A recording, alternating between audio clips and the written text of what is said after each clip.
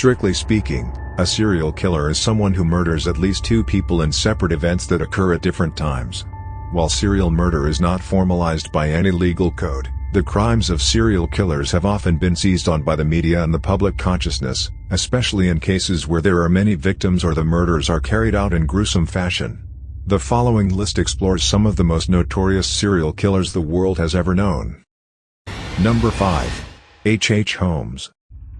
H. Holmes spent his early career as an insurance scammer before moving to Illinois in advance of the 1893 Chicago World's Fair to work as a pharmacist.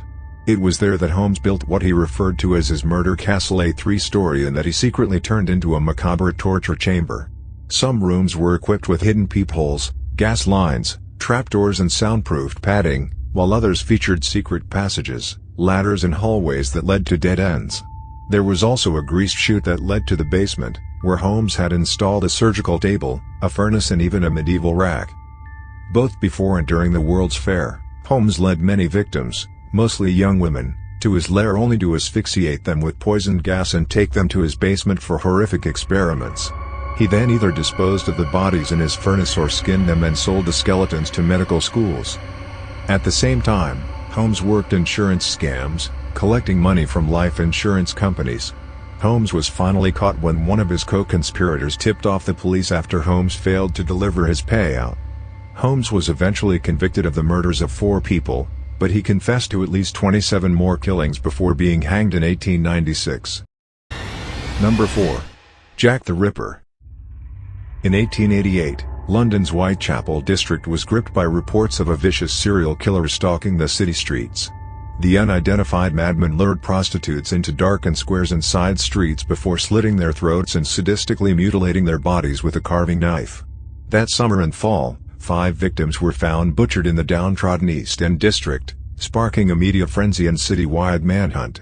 A number of letters were allegedly sent by the killer to the London Metropolitan Police Service, also known as Scotland Yard, taunting officers about his gruesome activities and speculating on murders to come. Without modern forensic techniques, Victorian police were at a loss in investigating the Ripper's heinous crimes. After taking his final victim in November, the killer seemed to disappear like a ghost. The case was finally closed in 1892, but Jack the Ripper has remained an enduring source of fascination. The most popular theories suggest that the killer's understanding of anatomy and vivisection meant he was possibly a butcher or a surgeon. Over 100 possible suspects have been proposed. Number 3. Ted Bundy. Handsome, well-educated and brimming with charm, Ted Bundy seemed the unlikeliest of serial killers, which made his decade-long, multi-state killing spree all the more surprising, and to some, appealing. Born to an unwed, teenaged mother, Bundy never learned his father's identity and was raised believing that his grandmother was actually his mother, and his mother actually his sister. Following a difficult adolescence, Bundy graduated from the University of Washington, and soon embarked on his murderous spree, killing his first victim in Seattle in 1966. Focusing primarily on attractive college co-eds, Bundy committed a series of murders across the Pacific Northwest. He continued on to Utah and Colorado, killing several more women before being arrested.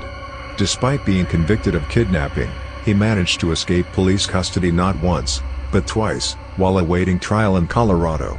He moved to Florida, where he killed several members of a sorority and his final victim, a 12-year-old girl who he raped and murdered. When Bundy was finally apprehended while driving a stolen car a week after his last murder, his trial quickly became a media sensation. It was the first murder trial to be fully televised, and featured Bundy front and center acting as one of his own defense attorneys. He became a media star, welcoming journalists to his cell, receiving letters of admiration from lovelorn fans, and even marrying one of them, and providing an endless list of clues about additional murders he may have committed, in the hopes of delaying his execution. It didn't work. He was executed in the electric chair in 1989, with the true number of his victims unknown. Coming in at number 2 is John Wayne Gacy. To most of his suburban Chicago neighbors, John Wayne Gacy was a friendly man who threw popular block parties, volunteered in local Democratic politics and often performed as a clown at local children's parties. But Gacy, who had already served a stint in prison for sexually assaulting a teenaged boy, was hiding a horrific secret right beneath his neighbors' unseeing eyes. In 1978, when a 15-year-old boy who had last been seen with Gacy, whose construction business the teenager was hoping to work for, went missing, police obtained a search warrant for Gacy's house. There they found a class ring and clothing belonging to several young men previously reported missing.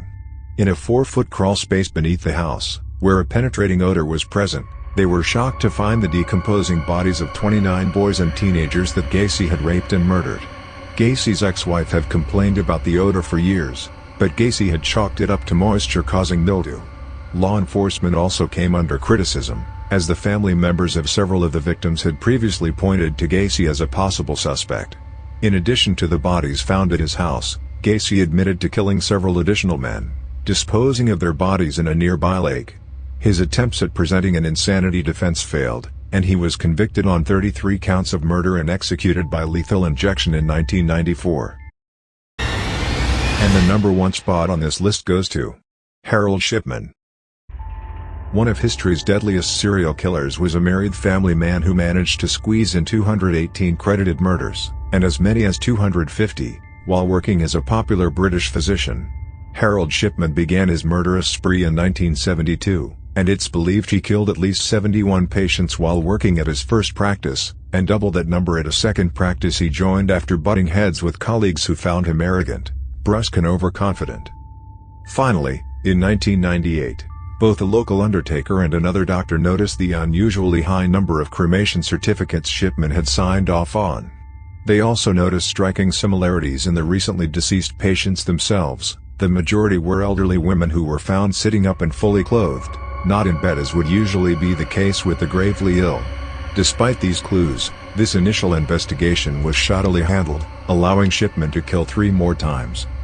Shipman's luck ran out later that year, when the daughter of his final victim, lawyer Kathleen Grundy, claimed he'd not only killed her mother, but had also tried to create a new, fake will, naming him as her sole beneficiary. Unlike his earlier victims, Grundy had not been cremated, and an autopsy revealed lethally high levels of diamorphine, the drug Shipman used for most of the killings. He was formally charged with 15 murders, and was convicted and sentenced to life without parole in 2000. Shipman died in 2004, after committing suicide in his cell. He never admitted to any of the killings. And there you have it. The top 5 most notorious serial killers of all time. If you enjoyed the video, make sure to smash the like button and subscribe to the channel for more amazing content.